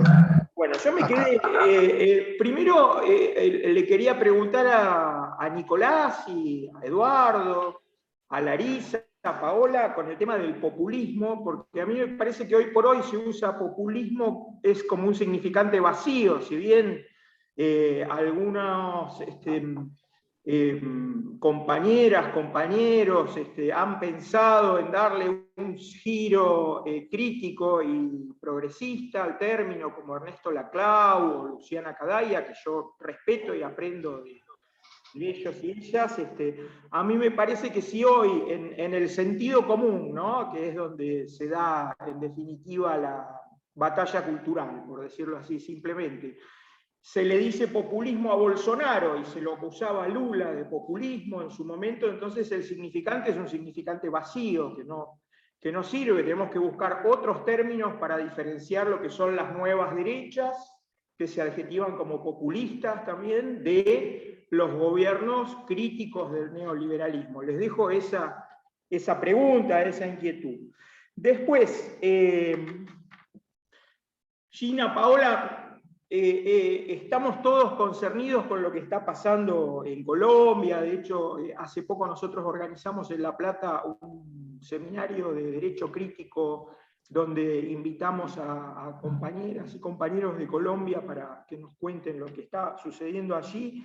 Y te quería consultar por si vos ves ahí en la diversidad de movimientos sociales que están surgiendo en Colombia, la reivindicación de nuevos derechos, de nuevas alternativas, qué propuestas están surgiendo desde allí, desde esa gran movilización social que se produce en Colombia. Y con Larisa, excelente tu exposición, realmente estamos agradecidos y encantados. Y bueno, yo lo que pensaba, yo también estoy con el tema del lawfare, de hecho dirijo un grupo de investigación, y nos hemos dado cuenta que en realidad el lawfare es como un gran dispositivo de poder, tiene un componente geopolítico, tiene un componente de época estructural mediático, que es el problema de la posverdad, las formas de comunicación en las redes sociales, tiene que ver con esto del Big Data, tiene un componente que está vinculado al poder judicial, que las mujeres y los hombres de derecho no podemos dejar de percibir, que afecta incluso ya cuestiones básicas como las garantías del debido proceso, el derecho de defensa, el juez natural. Y tiene que ver también con una psicología social que los contextos neoliberales producen una gran frustración y producen que se busquen chivos expiatorios. En ese sentido, el lawfare es como la punta de un iceberg, pero en realidad lo que se hace es desorganizar los movimientos populares, porque no solo personajes públicos conocidos que han sido presidentes o que tienen cargos públicos, sino también liderazgos de movimientos populares. Acá tenemos el caso de Milagro Sala y sus compañeras, que es emblemático, y cómo se desarma un movimiento popular que ha producido cambios y transformaciones en un contexto provincial muy conservador. Entonces, ¿por dónde empezamos? Nosotros decimos, bueno, tenemos que empezar los de derecho, por lo menos en pensar las garantías del debido proceso, cuestiones básicas, pero ese dispositivo de poder es tan heterogéneo y es tan vasto que nos cuesta pensar, y depende de muchas cuestiones también geopolíticas que se nos escapan en nuestra capacidad de incidencia. Así que bueno, ¿qué hacemos, Larisa? ¿Por dónde, cómo nos articulamos? Y Eduardo, yo te agradezco muchísimo tu exposición, porque lo que vos decís abona una línea que es la que un poco también nuestro querido amigo, compañero Alejandro Rosillo ha trabajado en su tesis doctoral, de que existe una tradición iberoamericana de derechos humanos a partir del trabajo de recepción activa de las doctrinas de la Universidad de Salamanca por las casas y los defensores de Indio, y su participación en el primer debate de la modernidad, que tiene toda una secuela en nuestra región, y el propio Raúl Eugenio Zaffaroni ahora está trabajando temas de derechos humanos y habla de las dos historias de los derechos humanos, o de la historia larga de los derechos humanos. Yo lo que me queda duda es, ¿dónde, si hacemos la historia larga y tomamos el largo plazo histórico, ¿no?, para trabajar derechos humanos, ¿dónde ponemos el inicio? ¿O nos vamos hasta qué parte de la historia? ¿Dónde trabajamos con antecedentes de los derechos humanos, semas, conceptos, prácticas de dignidad humana que sean antecedentes, y dónde ponemos un inicio del discurso de los derechos, que empieza a ser un discurso público disponible que es reenunciado por nuevas subjetividades, nuevas necesidades y en distintos contextos históricos? Bueno, esas eran inquietudes que me generaron sus intervenciones, pero que han sido excelentes. Realmente es un lujo que podamos tener este conjunto de expositoras y de expositores. Muchas gracias. Emma, ¿levantaste sí, bueno, la mano? Sí, bueno, muchas gracias Alejandro por los interrogantes, las inquietudes. Bueno, yo tomaré un poco el guante de esto del concepto de populismo. Me parece que allí hay tres tipos de debates que se superponen en algunos contextos, y para bien, en un sentido de complejizar la discusión, y en otros casos creo que aportan una ambigüedad que oscurece un poco la argumentación. O sea, hay un primer tipo de debate teórico más abstracto acerca de qué es el populismo, el concepto de populismo, las concepciones de populismo. Otro tipo de debate o discusión acerca de cuáles son los discursos más o menos populistas, y esto ya no necesariamente tiene un correlato con el concepto y estas otras concepciones. Y después pareciera ser que hay medidas, imposiciones, prácticas, líderes que podrían en algún sentido ser catalogados de populistas. Yo, al igual que vos, Ale, tengo graves inconvenientes con pensar que la categoría es tan laxa que todo lo abarca, ¿no? Un poco en algún momento creo que he conversado con la investigadora también patagónica María Esperanza Casullo, acerca de estas cuestiones sobre populismo, que tiene un libro muy bonito, ¿no?, sobre populismo. Creo que allí un poco lo que habría que hacer en algún sentido es resemantizarlo, ¿no?, repensar cuáles son las posibles derivas de este término. Entiendo que MUF lleva adelante este proceso con una dicotomía entre populismo de izquierda y de derecha. Personalmente creo que no necesariamente este concepto mostraría una particularidad en este sentido, porque también hay liberalismo de izquierda y de derecha, ¿no? Entonces, o así están presentados por lo menos en la teoría. Y esto creo que es bien problemático. Sí, en cambio, me parece más atractivo, y recientemente con algunas y algunos colegas cuyanos, de la Universidad Nacional de Cuyo, en un libro que se llama Estado de Derecho y Legitimidad Democrática, tratamos de pensar un poco este término, entre otras cuestiones, y un poco ahí mis intuiciones o mis indagaciones o mi pregunta era si no podíamos rescatar cuáles son los principios de la tradición populista. Entonces el primer problema con el que me encontré es que muchas compañeras o compañeros o colegas no consideraban al populismo una tradición política, ¿no? Lo que me pareció preocupante, porque si las tradiciones políticas no son solamente teóricas, entonces pareciera ser que solamente, por ejemplo, el liberalismo, el republicanismo, el comunitarismo son una tradición, mientras que el populismo no. Entonces, creo que un poco esa puede ser una linda pregunta, ¿no? Para repensar la categoría o el concepto. Si genuinamente es o no una tradición política contemporánea, ¿no? En el sentido más amplio, como lo piensa Velasco, ¿no? que compartimos en los nuevos republicanismos, ¿no? Que habla de esta categoría de tradición.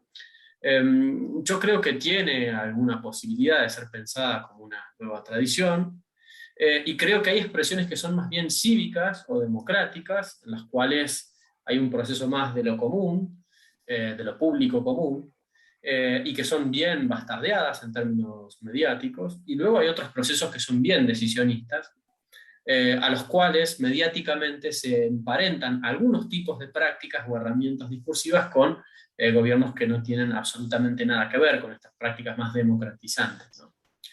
Entonces, un poco era esas nuestras conclusiones con este grupo de colegas, que es decir, hay un populismo a la Rousseau y hay un populismo a la Schmitt, ¿no? Y el populismo a la Rousseau parece acercarse a otras intervenciones más cercanas a lo que decía Larisa, a lo que decía Eduardo, ¿no? Y más colectivista, y por otro lado el populismo a la Schmitt, bueno, tiene ciertos visos pseudo-autocráticos y muy problemáticos. Pero bueno, esta es un poco la manera que tengo de encarar el problema. Por supuesto no son respuestas, son preguntas. Gracias, gracias Emma. No sé si quiere intervenir Paola, Larisa o Eduardo ahora, teniendo en cuenta, Larisa. Gracias a todos, las presentaciones fueron magníficas, eran de verdad. Y Alejandro, gracias por tus preguntas. Yo no sé, no lo sé. Acá en Brasil estamos discutiendo muchísimo sobre qué podemos hacer. Lo más obvio es que necesitamos repensar primero la enseñanza jurídica en Brasil, ¿no? Desde el grado, ¿no?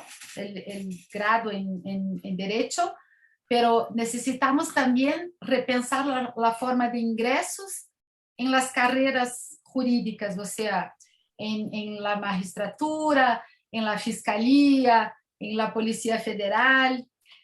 Necesitamos impedir los monopolios mediáticos, porque eso, en toda la Latinoamérica eso es un problema, pero en Brasil me parece que es una cosa mucho más absurda. Me parece que eso es lo más obvio, pero en Brasil también necesitamos una reforma política.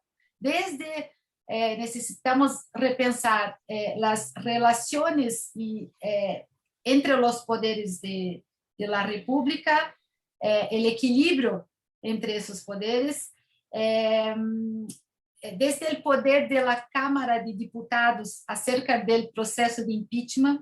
Por ejemplo, eso con Dilma Rousseff, eso se pasó de una forma rapidísima, ¿no? Y ahora con Bolsonaro tenemos más de 150 pedidos de impeachment de Bolsonaro y la Cámara de Diputados no hace nada. Entonces, tenemos muchos problemas, pero para mí es un problema estructural, ¿no? Lo que precisamos antes de todo, pero cuando se analiza la situación en Brasil ahora, tenemos un presidente genocida, no tengo calificativos suficientes, ¿no? Para describirlo, pero tenemos el presidente que tenemos y que todavía tiene 30% de apoyo de la población. Eso para mí no es comprensible. Entonces yo pienso que antes de todo necesitamos repensar la enseñanza en Brasil desde la historia. Necesitamos enseñar la historia para los niños, la verdadera historia de Brasil, el rol de Estados Unidos y todo eso, porque el problema no es simple y no se va a solucionar así de un momento para otro. Yo pienso que tenemos un problema serísimo. Y ahora mismo yo estaba leyendo una noticia, de ese tipo de noticia que es como una broma, no sé cómo se dice. Acá decimos noticias sensacionalistas. La noticia es así: Moro, Sérgio Moro, y Dallagnol, Deltan Dallagnol, Moro ex-juez, y Dallagnol ahora es ex-fiscal, porque dejó la fiscalía, acabó de dejar la fiscalía. Entonces la noticia dice: Moro y Dallagnol deciden participar de las elecciones por la segunda vez, ahora como candidatos. Es increíble. Entonces, no sé, Alejandro, no sé, en ese momento estoy bastante triste y desanimada. Gracias. Bueno, si quieren, porque seguramente Eduardo va a darnos un cierre sustancioso, así que por eso yo voy a ser muy breve. Bueno, yo comparto ese pesimismo de Larissa para el caso colombiano y lo comparto justamente porque si bien el movimiento social, que es diverso, que es heterogéneo y que está muy fragmentado en Colombia, imaginen ustedes los efectos de 60 años de guerra sobre lo que sería la solidaridad social en Colombia. En Colombia, cada vecino es un enemigo. Y esto ha tenido serias implicaciones en términos de cuál es la movilización social posible y las articulaciones posibles para salir de la guerra y para salir fundamentalmente de una historia dominada por la derecha y la ultraderecha en Colombia. Actualmente sí vemos que hay toda una serie de efervescencias variopintas, algunas enraizadas en una tradición de lucha como pueden ser los movimientos indígenas, que en Colombia ya tienen una tradición de organización de más de 60 años, y otras nuevas como el movimiento estudiantil, que fue un gran impulsor de las luchas que se dieron en marzo-abril de este año en el paro nacional, que fue enorme, que colapsó al país, que creo que Colombia ha tenido pocos antecedentes en los últimos 10 años de un movimiento de estas magnitudes, pero que a los efectos de coordinar una agenda, un pliego de peticiones que aunara a estas distintas partes de la ciudadanía movilizada, se hizo muy complejo llegar a acuerdos. Entonces, soy pesimista en el sentido de que movilización hay, es heterogénea, hay indígenas, hay afrodescendientes, hay feministas, hay estudiantes, hay izquierda democrática, pero eso no convoca una unidad de oposición. Y esto es especialmente complejo para las elecciones de 2022. En 2022 nos estamos debatiendo entre la derecha y la ultraderecha. No hemos logrado en Colombia articular un candidato progresista que satisfaga los intereses de todas estas sectores movilizados y ya tenemos encima las elecciones de 2022. Así que bueno, sí soy un poco, puede ser el cansancio de las 18:25, pero soy un poco pesimista respecto de qué alternativas de poder real podamos gestar desde los movimientos sociales. Ahora, por otro lado, y para no cerrar con este vaso medio vacío, sí hay que decir que el proceso de paz ha logrado que el movimiento de víctimas deje de ser un mero, digamos, subsidiario de la mirada estatal para ser un agente social. Es decir, las víctimas en Colombia han logrado organizarse a tal nivel que ya tienen agencia propia. e incluso se están desmarcando de ese lugar de ser meras víctimas. Y yo creo que ahí sí podemos tener algo un poco más sustancial, no digo de cara a unas elecciones presidenciales, pero sí por lo menos de lograr que estas 4 curules, son 4 escaños que lograron las insurgencias o la insurgencia en el Senado de la República, puedan ser ocupados por víctimas del conflicto armado. Eso sí implicaría por lo menos una inserción distinta en política de sectores que tradicionalmente han sido victimizados. Pero bueno, veremos. Muchas gracias a todos y un placer escucharlos. Muchas gracias a vos, Gina. Gracias. ¿Eduardo? Sí, me quedé pensando en la pregunta y en los aportes de los compañeros, y yo creo que por ahí podríamos darnos el lujo de extender un poquito el horizonte de nuestras proyecciones políticas y, por ejemplo, plantearnos qué podemos hacer nosotros desde las escuelas de Derecho para conjugar las tesis decoloniales con los aportes del populismo, entendiendo que en este momento estamos en un proceso histórico que, como dice Jorge Alemán, está duelando la revolución, al menos como el concepto de revolución, la categoría, al menos como las entendían las izquierdas tradicionales. Y yo creo que esto es muy importante fundamentalmente, y siguiendo a Gramsci, como alguien lo mencionó hace un rato, por la relación de fuerzas tan desfavorables, sin precedentes que existen en el mundo para los pueblos, porque la realidad que nosotros estamos detallando respecto de América Latina existe también respecto de Europa y respecto de otras latitudes del mundo donde las formaciones de ultraderecha se van reproduciendo cada vez con mayor preocupación para nosotros, desde luego. Entonces, me parece que creo que podríamos hacer lo que en algún momento me animé a señalar como arqueología del populismo, en el sentido de plantearnos, ¿es posible pensar en populismos de derecha y populismos de izquierda? Bueno, vamos a encontrar autores muy autorizados, como el propio Laclau, en algún momento ensaya esa posibilidad, Chantal Mouffe también, pero voy a volver a hacer hincapié en Jorge Alemán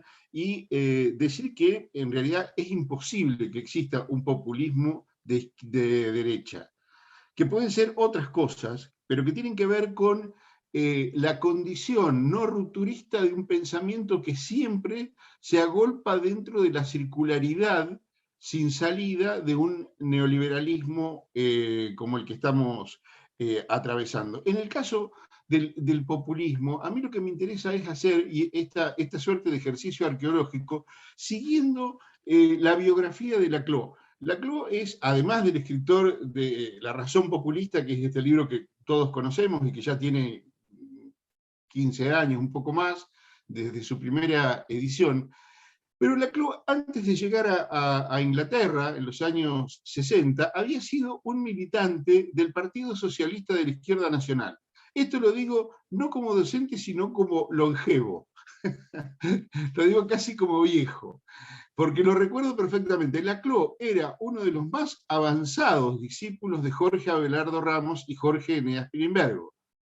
Justamente después, por haber tenido diferencias con sus dos referentes, abandona las tesis trotskistas de la izquierda nacional y la sustituye al concepto de Frente Nacional, que es el que propugnaba Jorge Abelardo Ramos, por el concepto de populismo,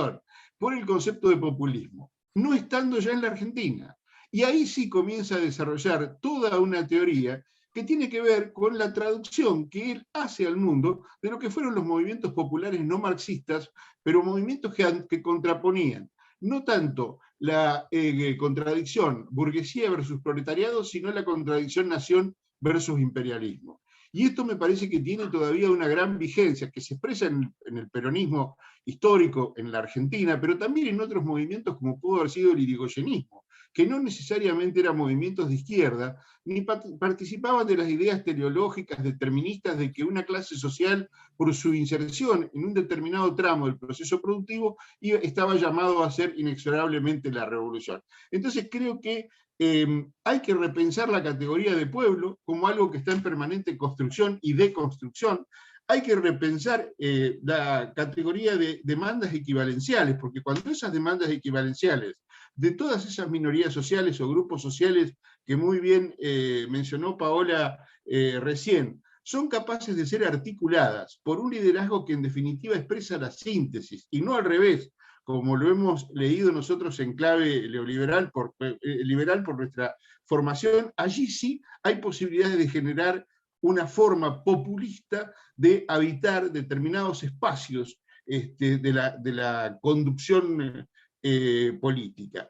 Y luego, me parece que esto es fundamental, tratar de sacarle punta a esta idea en donde se tocan, se juxtaponen las herencias del populismo, que yo humildemente sí creo que es una tradición política sin ningún tipo de duda, porque me estoy remitiendo con esto que estoy diciendo a los años 50 y 40 en la Argentina.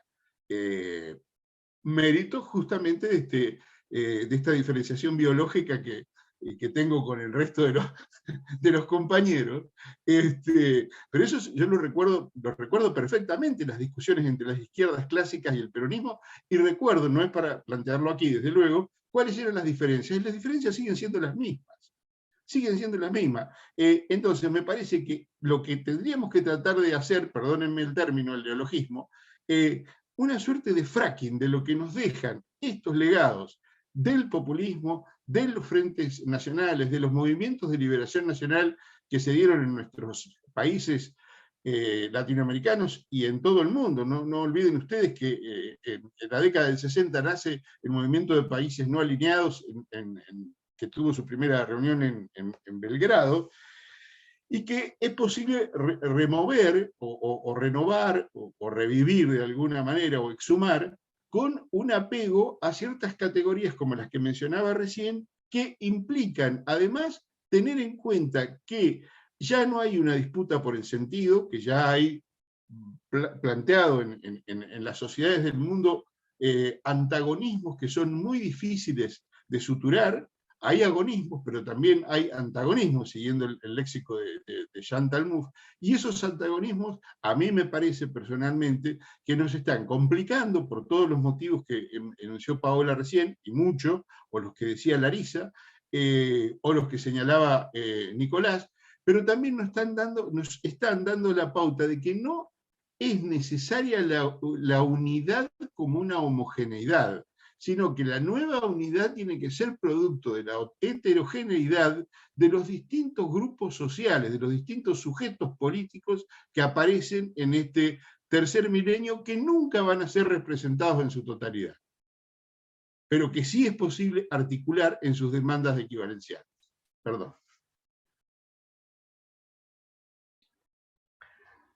Bueno, muchas gracias, Eduardo. No sé si hay cuánta tela para pensar, ¿no? No sé si alguno quiere hacer alguna otra intervención, alguna participación.